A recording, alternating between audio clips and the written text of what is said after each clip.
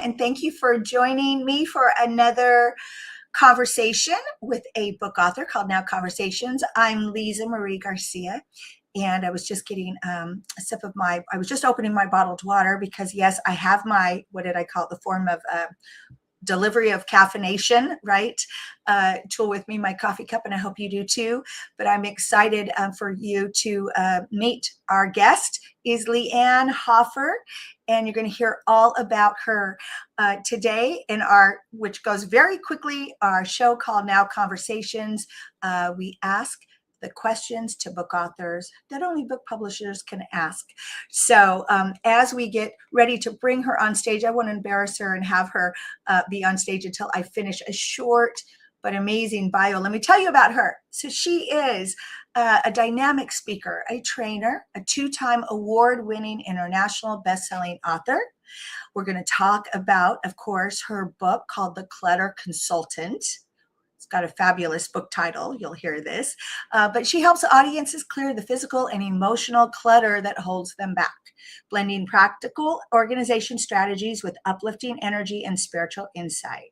Yes, she's been featured on television, radio, podcasts, and she is in publications worldwide. She inspires groups of all sizes with actionable tools and laughter and motivation, empowering people to reclaim their space, reduce stress, and step confidently into lives filled with freedom and happiness. And maybe I'll bring her up at now so I can sort of put her on the spot. And most importantly, she is a soon-to-be TEDx speaker. Woo!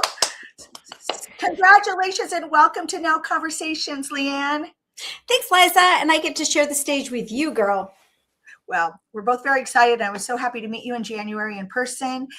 We just so happened, which I don't believe in coincidence. I believe in God incidences, but we just, in the rehearsal day, our last day, we sat right next to each other. So we striked up a conversation. I found out some of your journey in publishing, so I was happy to feature you. So thanks again for being here. Well, thanks for having me. I'm excited. Well, it's very timely. The discussion we're going to focus on, we help share insights for people that are thinking of writing a book, or maybe they didn't have such a great first experience with a book. And there's so many types of books out there, genres and such. So it's very timely that the book that you have, that I love your title, I'm going to pull it up on stage, is a collaboration book. Because we are building, actually, we just started one last Thursday and we're building 2 right now in our company. Yeah. And they're very different. Thank you. Very different, as you know. So first of all, I would like you to share how you even came to publish, your first book. Like, how did it happen? Just kind of put the steps together to share that, please. Well, kind of like you just said, you don't believe in coincidences. It's all God winks, right? I was in a spiritual group that was looking to dig into personal growth, and one of the members was a publisher, and he was putting together another volume in his series, and he's asked if I'd like to be a part of it. It was totally just being in the right place at the right time. Well, I'm going to pull it up on stage because I think it's very cool. Navigating the clickety-clack, because clearly you're an expert in what we were when I talked about your bio, you help people. This is with this whole fundamental. So let's go ahead and just introduce that topic, if you would, and tell about, what in general your book is about. So navigating the clickety-clack was about the space in between. So when you're ready to do something, but you haven't done it yet, it's that space in between. What happens there? That's what the different authors all wrote about. I wrote about moving and believing in the next step will show for itself. Isn't that so interesting? We've already naturally talked about that. But that was what I wrote about in regards to moving and all of the things in the house. How do we work with those? But each person did a different topic on that space in between. Right. And so what I noticed about this book as I was looking through it is it, has a featuring, and we call this like the featuring the signature authors in the collab. And then it showed, and then other contributing authors, right, is what we call them. And that's what we do as well. And part of, as I had said, we have just started, and I was counting. I thought it was our seventh book, collab book, over our 10-year history, but I think it is actually our sixth.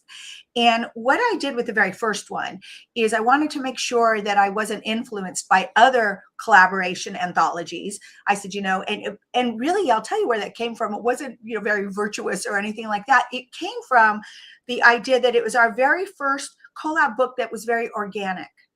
And how that happened was, for us, it was 2020, and I was featured as a podcast guest, and the gal was asking me, what's next? And I said, our team has thrived during these challenging COVID times because we're in our desk day and night. I'm not getting in my car and going to conferences and meeting clients, right? And all of that. And I said, so now we're being able to hit these things that have been on our list to do and charter for digital marketing. So I'm thrilled. I am just thrilled because we're doing these things. I've said, we need to do this, together. And so, as I said that, our book ended up being, I better remember, top 25 change makers, how Florida's entrepreneurs thrive during challenging times. So we put 25 authors. And so as that came together, that whole story, just to say that as that came together, I didn't look at the other collab books at the time. And at the time, I don't even know that they even were called collab books, at least not as much as now we all know them. This is, 5 years or 6 years ago. But why I'm bringing that up is just like the publishing industry is very different. There aren't standards. It is, right, which is a good thing. I mean, there can be negatives, but I look at it as a great thing because you can be creative, you can be unique. Yes. There is no one right way, right, to publish. And so as I looked at your book, I thought that's interesting. So where you have a book that you could have just the 3 authors, you have those authors featured, which have great credentials. And then you have the contributing authors. And we've done a combination somewhat similar to that, moving forward. So I think that's very cool. Tell me kind of about that experience with collabs. That also, by putting the names on the cover, also allows you, which I didn't find out till my second collab book, that you could get an Amazon page and you become an Amazon author. So what was great is that I wanted to write a book, didn't know about writing a book, had no idea. When this opportunity literally landed in my lap, I was like, oh, heck yeah, let's do it. And then I found out that I got to collab with Michael Beckwith and Dr. Martini, and that was really cool. And I had already worked with Marcy Shimoff, who had done some of the accolades for the book. So I was already in this amazing arena with these really cool authors. And then I got to have an Amazon page. So as a kid, I wanted to write a book, but I never really knew what was involved. I didn't want to write the whole thing. That felt overwhelming. So this was a great introduction into being an author. And prior to meeting you, I already have a script that's pretty much ready to go. My editor's already looked at it, and I'm getting ready to release my first solo project, which is really exciting. Congratulations. Super exciting. So yes, I put your contact information in on the banner just so everyone knows that. But there's 2 things I want to unpack there. One is the very uniqueness of the volume 3. I love that. We've never had in our history, we've had just what we call standalone collab books, right? But as I was mentioning, we started a new collaboration book just last Thursday was our initial co-author Zoom, and it's called Faith Effect. And that book will be a multiple volume collab. So again, the uniqueness of the industry, I think, is a positive for publishing because, you can try new things. So it is very cool. And I don't know, was there a volume 4 already in this? I can't remember if I saw it. I think there is a volume 4. I think they've stepped away and they've moved to a different title that is now on multiple volumes of it. I don't know that they're still continuing this one. But yeah. I love that you're open to trying something different. And I love that you just said, you know what, I'm not going to look because I don't want to. I did the same thing when I first started my very first business. I didn't follow what other people were doing because I wanted to be original. I wanted to do it my way. I wanted to figure it out. I think, well, you need to be you. And so also congratulations that you're going to be publishing what you called your solo book. Thanks. That it's and because the other part of the untagged, the effort, because you started with the chapter being a chapter contributor.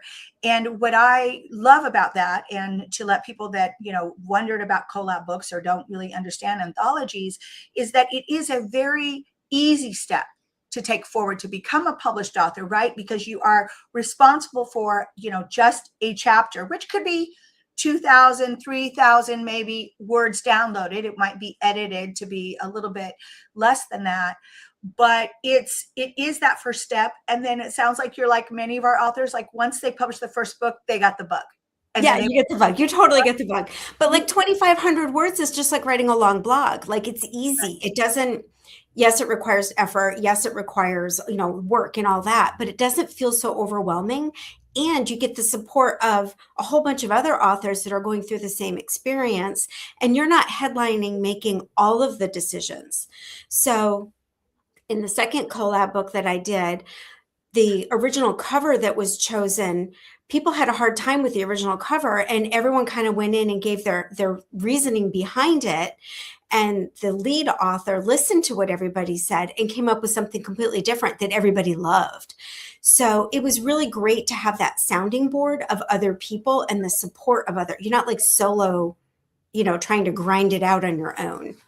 Well, and it's a great thing that, in my opinion, that your signature author or the primary decision maker did let you have feedback. And there's difficult points in that, and then there's great points in that. I think, and it has to do with, of course, with our first one we had 25 authors, and I have yet to do a collab with that many authors. We learned a ton, but that's a lot of sometimes what cats to herd on anything. Personalities. Well, everyone's different. Everyone has a different perspective, and nothing, not right or wrong, but we all come from a different place on everything, right? But I haven't then, from that experience, we still do what you talked about. It's still, here's the book covers. In fact, I have a couple concepts already that we introduced on Thursday, and I just let it to be known, this is not our final, book cover, but we will go out and ask the, contributing authors. And really, it kind of goes back to that fundamental that, I say to all of our authors, and we call our solo author signature books. So our signature authors writing their own books, fiction or nonfiction, they might, I tell them this at the first meeting, they might, I know they will love this experience with us, but they might fall in love with us, think we're great, are so happy when it's done. But come 10 years down the road, what they really only care about is their book, is what it looks like, what is in it, how it is, right? So they are in the driver's seat. It is their opinion and their decision. So I do agree, with your collab authors, we want you to love your book. And clearly you do, feel that way. It represents you. Yeah. 100%. Your name is on it. I mean, this is something that, you get to hand out when you're at a meeting. This is something that you can take when you do a speaking engagement or run a workshop. And it's a marketing piece. 100%, the part of the brand. So actually, speaking of that, let's dig into what your chapter was about and what you do for a living and how that works, how that coincides. So my chapter in this book was just about believing. So when you're ready to move, it is aligning with the universe, aligning with what the plan is, and setting the stage so that God can meet you where you're at. You can't get where you're going if you put up roadblocks everywhere. So it was about believing and starting to go through your things, because as a home organizer, I've helped people to stage their home. I've helped people to pack up to move, to unpack after a move, when they feel the walls closing in, when they live in their home. So I've handled a lot of stuff in the home over the years. And I wrote about believing when the next step. So my example was, we were getting ready to move. It was 2010. The real estate market was not great, and we wanted to sell.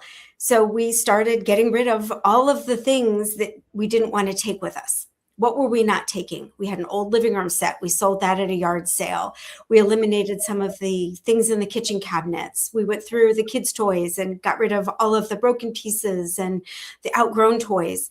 And then we started packing some of the memorabilia. And once we did that, we were able to put our house on the market. It was ready to go. It sold in 7 days when houses weren't selling.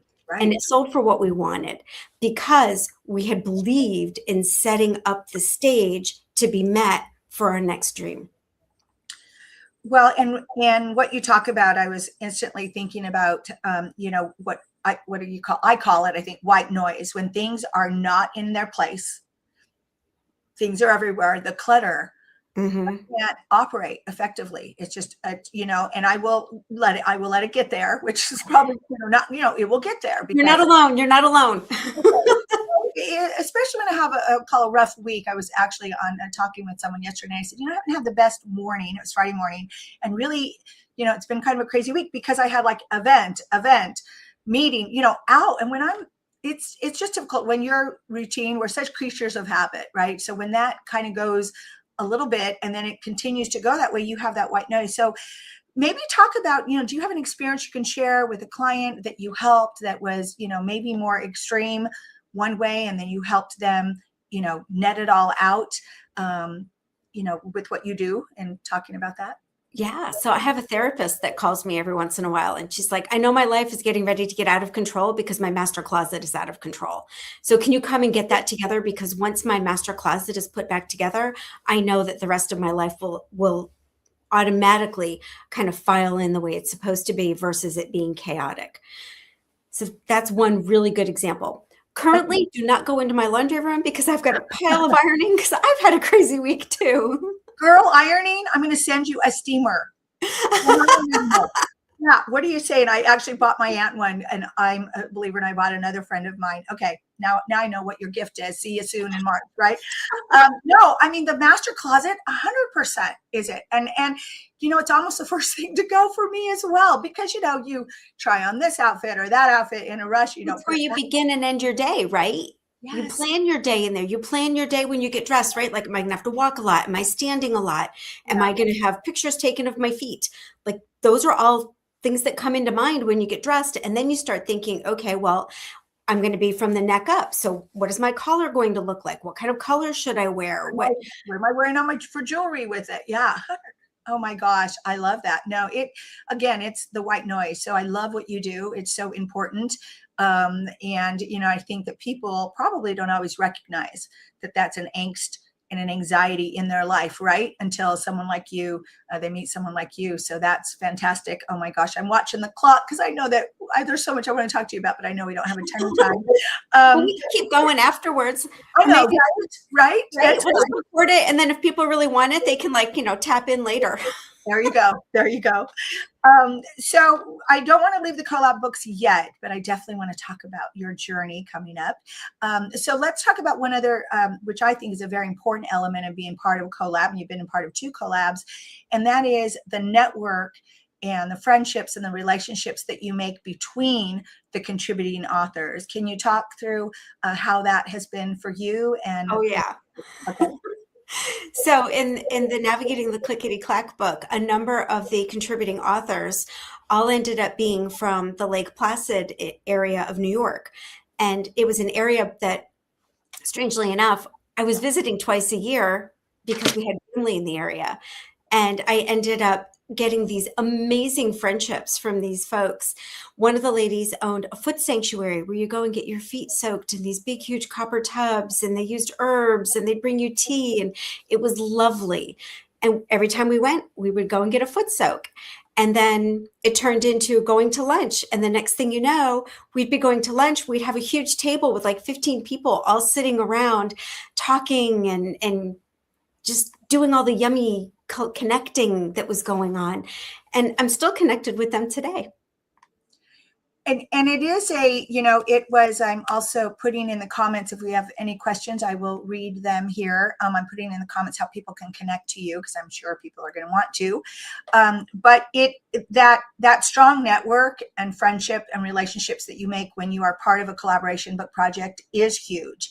And as I said, our very first one in 2020, I learned that. I learned it firsthand. And what we had done is we had also, as I said, 2020 was a huge year of change for our company. We implemented new software tools, and one of the tools was a communication platform that we actually use today.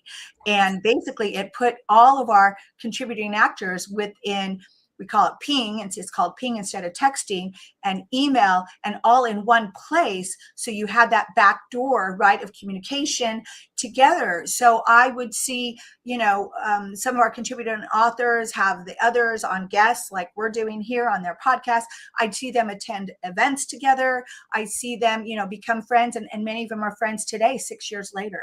So, if you are, thinking, if you've been thinking, I wonder if I should be, if you part of a collab or you've been invited. I meet many people that say I've been invited to be one.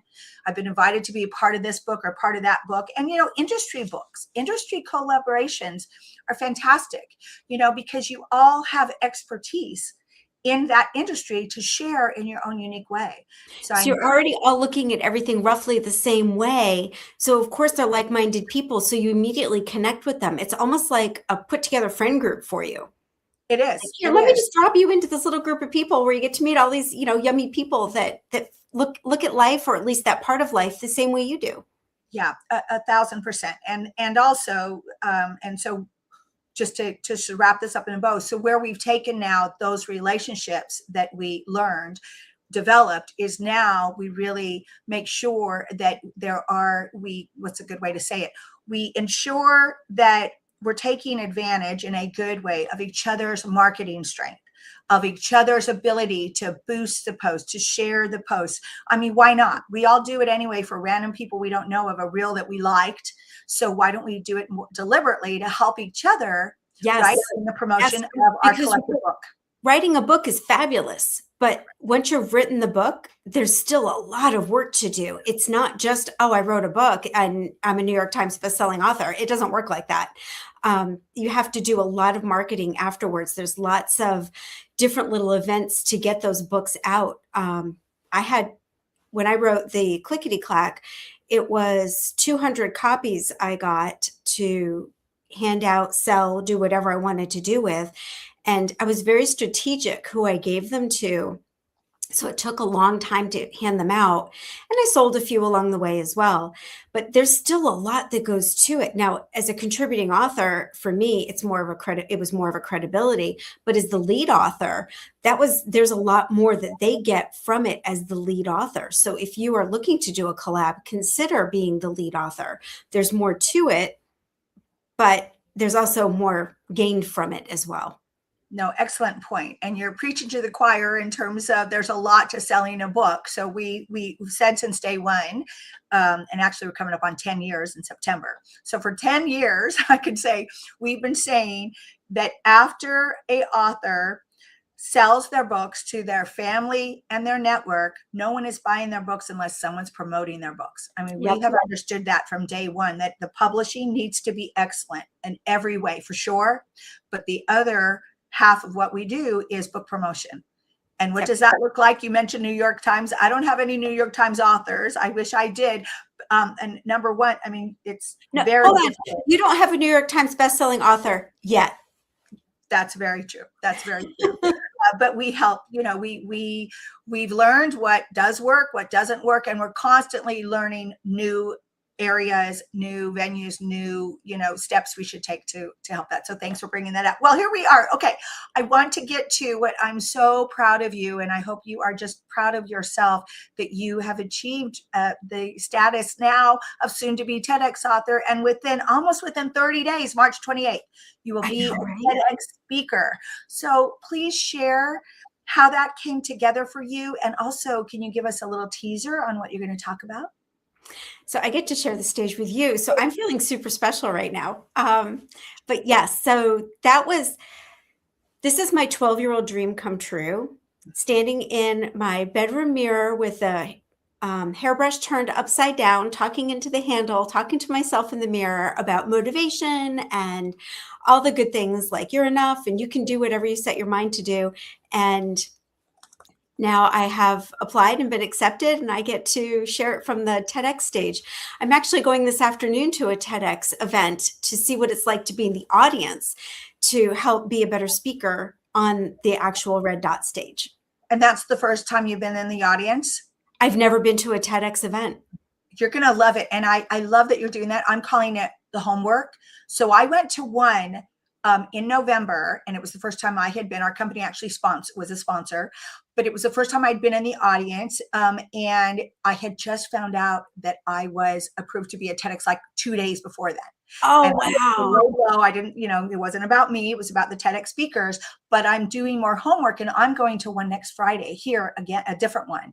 I Nice. think that, we need it. I mean, it's so new to us, right? It's just completely in every way, shape, or form. I was telling a friend of mine, it's all a new experience.